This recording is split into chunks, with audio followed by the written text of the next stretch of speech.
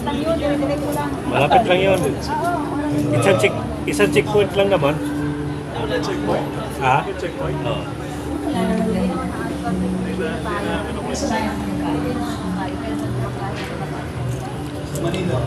Basta kumpleto lang ng ikama.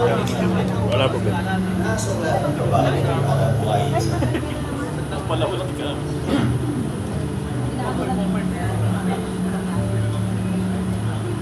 Ikaw, gusto yung mister mo? Taga dito din ba yung nakakasama mo? Mister, habang may asawa na ako, wala pa akong asawa. Ah, ganun ba? Sorry.